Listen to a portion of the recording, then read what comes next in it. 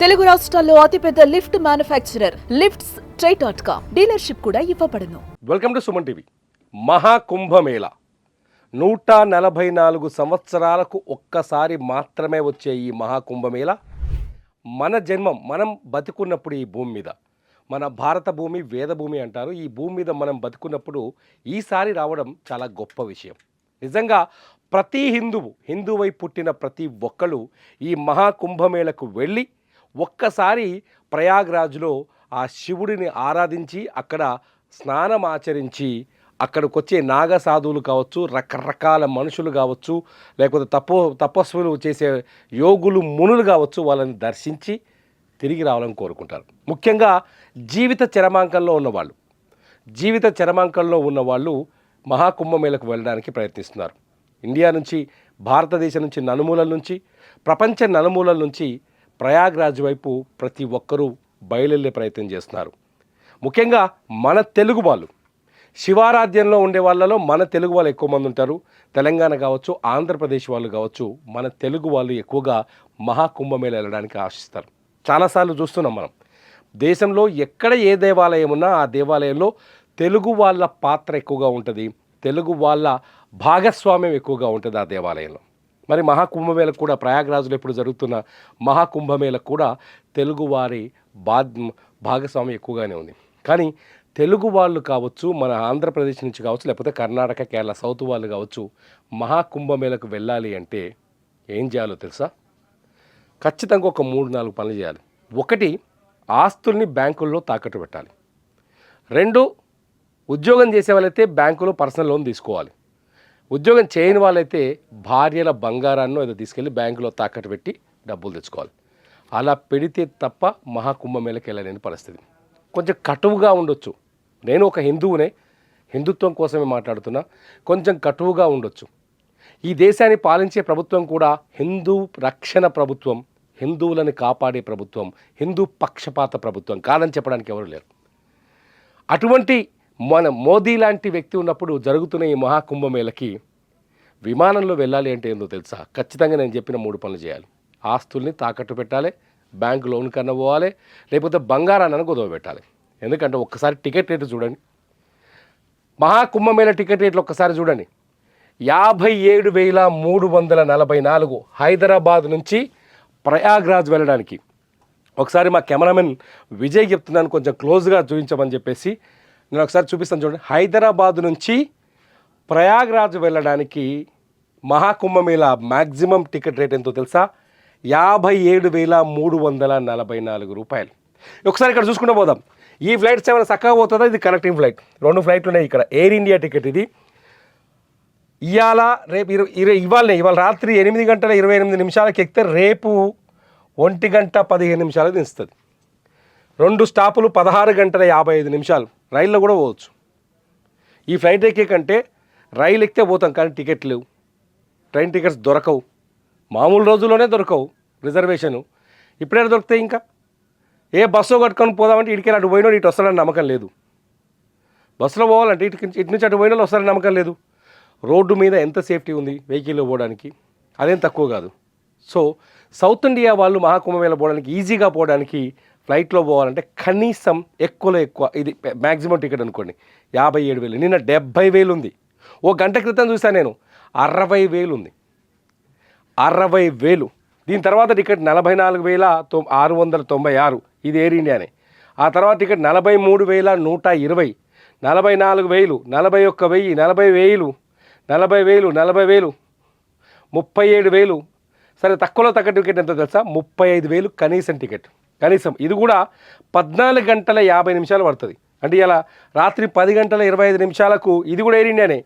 10:25 ఈ ఫ్లైట్ ఎక్కితే రేపు మధ్యాహ్నం 1:15 దించుతుంది. చూసారా? మనం ఎంతో ప్రేమించే, మనం ఎంతో ఇష్టపడే శివుడిని దర్శనం చేసుకోవాలంటే కనీసం టికెట్లకే, ఫ్లైట్ టికెట్లకే 1,00,000 ఖర్చు పెట్టాలి. ఇది సామాన్యుడితో అయ్యే పనేనా?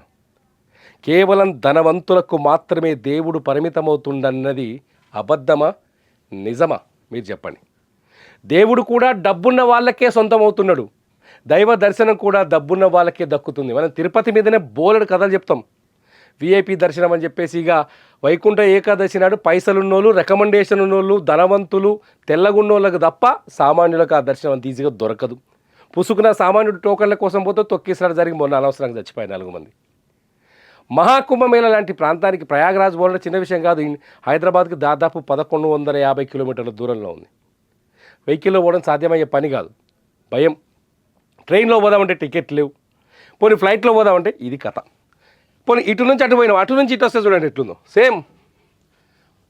అటు నుంచి ఇటు వచ్చినాకంతే, అటు నుంచి ఇటు వచ్చిన ప్రయాగరాజ్ టు హైదరాబాద్ చూడండి ఒకసారి. ఒక మా విజయ్ చెప్తున్నా, ఒకసారి చూపి విజయ్. ప్రయాగరాజ్ టు హైదరాబాద్ టికెట్ ఎంత ఉంది ఇవ్వాలని? రేపు వస్తే మ్యాక్సిమం ఎంత కట్టాలనుకుంటున్నావు? ఇది కూడా అంతే, 58,090 రూపాయలు కట్టాలి. అది కూడా రేపు సాయంత్రం 4:25 ఎక్కితే ఎల్లుండి పొద్దుగాలి 30 తారీఖు నాడు పొద్దుగాలు దించుతాడు. ఇక్కడ 30 తారీఖు నాడు ఉదయం మధ్యాహ్నం 3:25 దించాడు. There is no direct flights. మహాకుంభమేళకి ప్రయాగరాజ్కి డైరెక్ట్ ఫ్లైట్స్ తక్కువ ఉన్నాయి, ఎక్కువగా లేవు. లక్నోనో ఢిల్లీనో దిగి అక్కడి నుంచి పోవాల్సిందే, వెయిట్ ఎయిర్పోర్ట్లో కూడా ఉండాల్సిందే. అంటే నువ్వు ట్రైన్ ఎక్కినా ఫ్లైట్ ఎక్కినా గంతే సమయం పడుతుంది చేరడానికి. కానీ టికెట్ ధరలు మాత్రం ఈ స్థాయిలో ఉంది. సామాన్యులకి అందుబాటు మినిమం 1,20,000 ఖర్చు పెడితే ఇవాల్టి లెక్క ప్రకారం రేపు మౌని అమావాస్య రేపు ఎంత ఉంటుందో చెప్పలేం. ఒకసారి చూద్దాం మరి ఈ టికెట్ రేట్ ఇట్లే ఉంటాయా ఎప్పుడు? పోనీ ఈసారి కేవలం అక్కడ జరుగుతున్న కుంభమేళను బేస్ చేసుకునే ఎయిర్ ఇండియా వాళ్ళు, విమానయాన సర్వీసుల వాళ్ళు, ఇండిగో కావచ్చు, ఎయిర్ ఇండియా కావచ్చు, ఎవరైనా కావచ్చు, దోచుకుంటున్నారు. ధనవంతులైనా సరే నేను మాట్లాడుతున్నా, ధనవంతులు కావచ్చు, కోటీశ్వరులుగా ఉండొచ్చు, ఒక్కొక్కరికి 100 కోట్లు 200 కోట్లు ఉన్న వాళ్ళు కూడా ఉండొచ్చు. వాళ్ళ దగ్గరైన పైసలా ఈ సిల్లు పెంకులా? ఇంతగనం దోపిడీనా? భారతదేశం అభివృద్ధి చెందుతున్న దేశం, భారతదేశంలో ఉన్న ప్రతి ఒక్కడూ ఫ్లైట్లో తిరగాలి, ఆ స్థాయికి రావాలనుకుంటే ఫ్లైట్ల ధరలు మాత్రం ఆకాశాన్ని దాటిపోతుంది. వాళ్ళు ఏ ఫ్లైట్ ఎగురుతో చూసినా దానికంటే ఎత్తులో కనపడుతుంది టికెట్ల రేట్లు. ఏదో సాధ్యమైంది చూద్దాం ఒకసారి.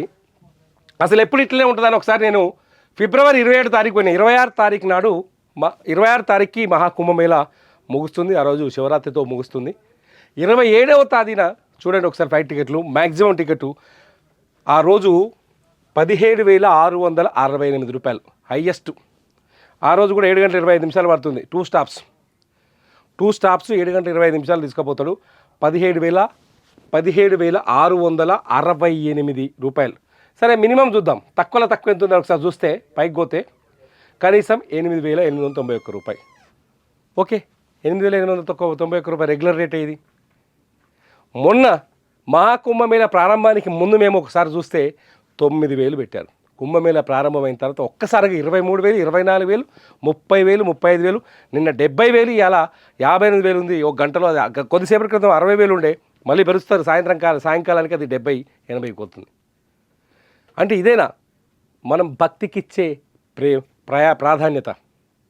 మన విమానయాన సర్వీసుల్ని అందుబాటులో ఉంచవచ్చు కదా. సాధారణంగా ఏదైనా జన సందోహం ఎక్కువగా ఉన్న చోట వాళ్ళకి అనుకూలంగా సహకారంగా ఉంటుంది. ప్రయాణ ఏర్పాట్లు కానీ సౌకర్యాలు కానీ దోపిడీకి జరుగుతుంది. విమానయాన సంస్థలు దోచుకుంటున్నాయి సామాన్యులు. Not only this thing. మొన్న సంక్రాంతికి నా ఫ్రెండ్ ఒక అతను రాజమండ్రి పోవడానికి నెల రోజుల ముందే టికెట్ బుక్ చేసుకున్నాడు. ఎందుకంటే ఈ టైంలో రెగ్యులర్ టైంలో బుక్ చేస్తే కనీసం 25,000 తీసుకుంటారు, దోచుకుంటారు గ్యారంటీగా అని చెప్పేసి. 1:15 రాజమండ్రి ప్రయాణం హైదరాబాద్ నుంచి. కట్ చేస్తే పొద్దుగాల ఆయన రాత్రి బ్రీఫ్ కేస్ చదువుకొని పడుకున్నాడు. అర్ధరాత్రి 2 గంటలకు మెయిల్ వచ్చింది, మీ ఫ్లైట్ క్యాన్సిల్ అయిందని. కానీ అదే ఫ్లైట్లో 17,500 రూపాయలకి టికెట్లు అమ్ముకొని తీసుకొని పోయారు. అంటే ధరలు పెంచి ఈయన ముందే 2,500కో 3,000కో టికెట్ బుక్ చేసుకుని తక్కువ ధరకు నేను తీసుకపోతే నాకు నష్టం కాబట్టి ఎక్కువ ధర ఇచ్చే వాళ్ళని తీసుకుపోతామని చెప్పేసి ఫ్లైట్ టికెట్ని అన్యాయంగా అక్రమంగా రద్దు చేసి నీ డబ్బులు నీకు ఇస్తామని చెప్పేసి తీసుకెళ్తారు. ఇది విమానయాన సర్వీసుల సంగతి ఇండియాలో. ఇంకా ఎప్పుడు అభివృద్ధి చెందుతాం మనం? ఈసారి మంత్రి కూడా మన తెలుగుడే ఉన్నాడు, శ్రీకాకుళం జిల్లా నుంచి రామ్మోహన్ నాయుడు. మరి ఇట్లాంటి ఆలోచిస్తారా లేదా? ఏదైనా ఢిల్లీలో ఇష్యూ జరిగింది అనుకోండి, తెలంగాణ ఇష్యూ ఏదైనా ఢిల్లీలో జరిగింది అనుకోండి, హైదరాబాద్ టికెట్ నుంచి ఢిల్లీకి టికెట్ల ధరలు పెంచేస్తారు. 45,000, 50,000 చూసిన సందర్భాలని ఇది ప్రతి రాజకీయ నాయకుడికి తెలుసు. రెగ్యులర్గా ఢిల్లీకి వెళ్ళే ప్రతి రాజకీయ నాయకుడికి తెలుసు, లేకపోతే జర్నలిస్టులకు తెలుసు, లేకపోతే ఢిల్లీకి అప్ అండ్ డౌన్ చేసే రెగ్యులర్గా ప్రయాణించే వాళ్ళందరికీ తెలుసు. ఢిల్లీలో ఏదైనా మేజర్ ఈవెంట్ జరిగింది అంటే ఆ రోజు ఒక్కసారిగా టికెట్ రేట్లు 3 4 పెరుగుతున్నాయి. విమానయాన సర్వీసుల్ని సామాన్యులకి అందుబాటులో తీసుకొస్తే ఖచ్చితంగా అలా బిజినెస్ పెరుగుతుంది. చాలా విమానయాన సంస్థలు నష్టాల్లో ఉన్నాయని ఓ చర్చ ఉంది, నిజంగానే ఉన్నాయి. అటువంటివన్నీ బాగుపడాలి అంటే ఇంకా ఎక్కువ మంది కస్టమర్లను చేసుకోవాలి. ఇది నేను చెప్పాల్సిన అవసరం ఏం లేదు, బిజినెస్లో మీరు పండితులే. కానీ ఇలా దోచుకుంటే ఏం ఉపయోగం ఉంది? ఎంత సంపాదిస్తారు? 12 కోట్ల మంది మహాకుంభమేళకు హాజరవుతారని ఒక అంచనా ఉంది. ఈ 12 కోట్ల మందిలో కనీసం ఒక 50 లక్షల మంది అయినా ఫ్లైట్లో ఎక్కుతారు కదా. ఆ 50 లక్షల మందిని దోచుకునే ప్రయత్నం కాకపోతే ఇదేంటి? ఒకసారి ఆలోచించండి. నేను ఒక ప్రశ్న వేస్తున్నా ఈ వీడియో ముగించే ముందు. మహాకుంభమేళకి దూర ప్రాంతాల నుంచి, మన సౌత్ ఇండియా నుంచి, హైదరాబాద్ నుంచి కావచ్చు, తమిళనాడు చెన్నై నుంచి కావచ్చు, కేరళ నుంచి కావచ్చు, బెంగళూరు కర్ణాటక నుంచి కావచ్చు, భక్తులు వెళ్ళాలి అనుకునే వాళ్ళకి చౌక ధరల్లో ఫ్లైట్లను అందుబాటులో తీసుకొస్తే బాగుంటుందా ఉండదా? మీరేమంటారు? ఇది ఎందుకంటే శివుడి భక్తుడిగా లేకపోతే హిందూగా నేను అడుగుతున్న ప్రశ్న. మీరేమంటారు? ఇది కేంద్ర ప్రభుత్వం దృష్టికి తీసుకెళ్లాల్సిన అవసరం ఉందా లేదా? ఈ వీడియో కింద మీరు ఖచ్చితంగా కామెంట్ చేయండి. మీ కామెంట్స్ పైన నేను ఖచ్చితంగా మరో వీడియో చేస్తా. చూస్తూనే ఉండండి సుమన్ టీవీ.